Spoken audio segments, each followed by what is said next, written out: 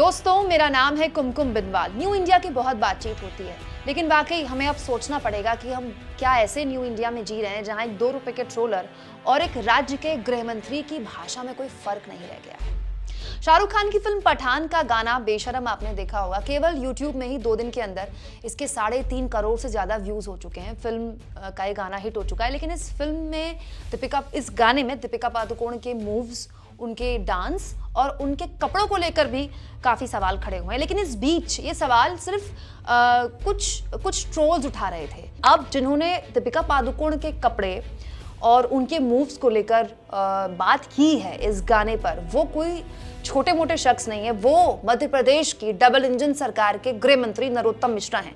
नरोत्तम मिश्रा ने दीपिका पादुकोण के इस गाने, उनके कपड़े और उनके मूव्स पर क्या कहा है, आपको सुनना चाहिए।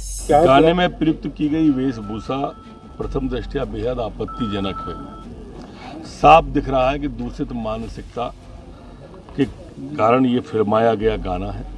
अब आप सोचिए, प्रथम दृष्टिया इस शब्द का ऐसे इस्तेमाल कर रहे हैं मध्य प्रदेश के गृह मंत्री जैसे यहाँ पर कोई अपराध हो गया होगा। प्रथम दृष्टिया, दूसरी दृष्टि, तीसरी दृष्टि किसी भी फिल्म, किसी भी गाने या किसी भी सीन पर पड़ती है सेंसर बोर्ड की। इस देश का सेंसर बोर्ड तय करता है कि फिल्म का ये सीन, ये गाना या ये मूव या ये कपड़े पहनी हीरोइन पर्दे पे दिखाने लायक है कि नहीं है। वो तमाम जिम्मेदारियां सेंसर बोर्ड की होती हैं, लेकिन उन सबको दरकिनार करके अब जब फिल्म का गाना बाहर आ गया है तो प्रथम दृष्टिया मध्य प्रदेश के गृह मंत्री को वो आपत्तिजनक लगता है। इतना कि वो आगे दीपिका पादुकोण को कहां से एसोसिएट करते हैं, सुनिए।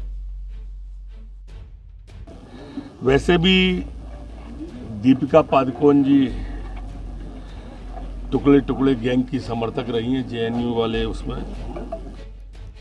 तो दीपिका पादुकोण टुकड़े टुकड़े गैंग की समर्थक रही हैं, जेएनयू वाले उसमें। आपको याद होगा जेएनयू में छात्रों के आंदोलन का मौन समर्थन दीपिका पादुकोण ने वहां जाकर किया था। तब से लेकर अब तक एक खास तरह की विचारधारा के लोग हैं जो दीपिका पादुकोण को पसंद नहीं करते।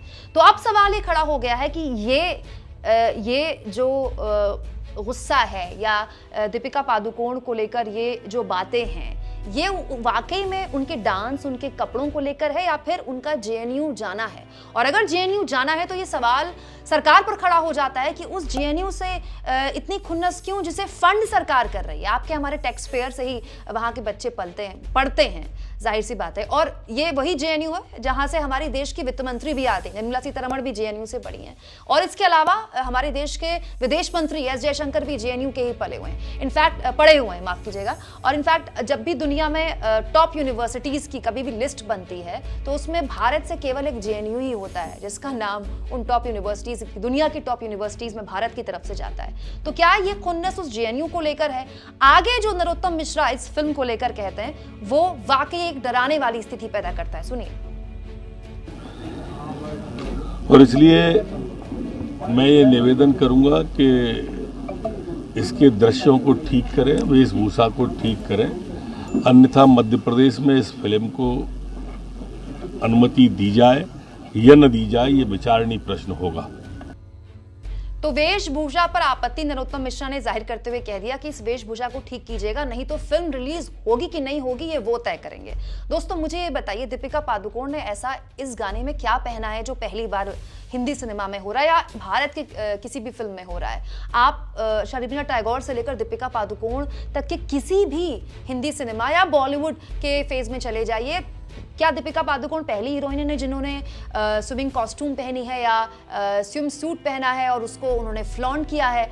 सिर्फ हिंदी सिनेमा में नहीं, दक्षिण की कई फिल्मों में भी कई हीरोइन ऐसा कर चुकी हैं। इसके अलावा हैरानी की बात यह है कि एक तरफ तो दीपिका पादुकोण के स्विमिंग कॉस्ट्यूम पहनने में, उनके स्विम सूट पहनने में मध्य प्रदेश के गृह मंत्री को आपत्ति हो रही है, जबकि इन्हीं की सरकार, खुद केंद्र की मोदी सरकार ने ही एकता कपूर जैसी शख्सियत को पद्मश्री दे दिया, जिनके ओटीटी प्लेटफॉर्म में किस तरह का कंटेंट परोसा जाता है उसको लेकर खुद कोर्ट ने भी उन्हें फटकार लगाई थी। तो आखिर इस पूरे विवाद के पीछे मंशा क्या है? क्योंकि शुरुआत इस विवाद का हुआ था दीपिका पादुकोण के इस रंग के स्विमिंग कॉस्ट्यूम पहनने को लेकर, लेकिन अब तो ये पूरा का पूरा सवाल ही खड़ा हो गया है कि क्या ये फिल्म रिलीज हो पाएगी कि नहीं हो पाएगी। आप इस मुद्दे पर क्या सोचते हैं? कमेंट बॉक्स पर अपनी राय जरूर दें और दोस्तों, चैनल को ज्वाइन भी करें, सब्सक्राइब भी करें।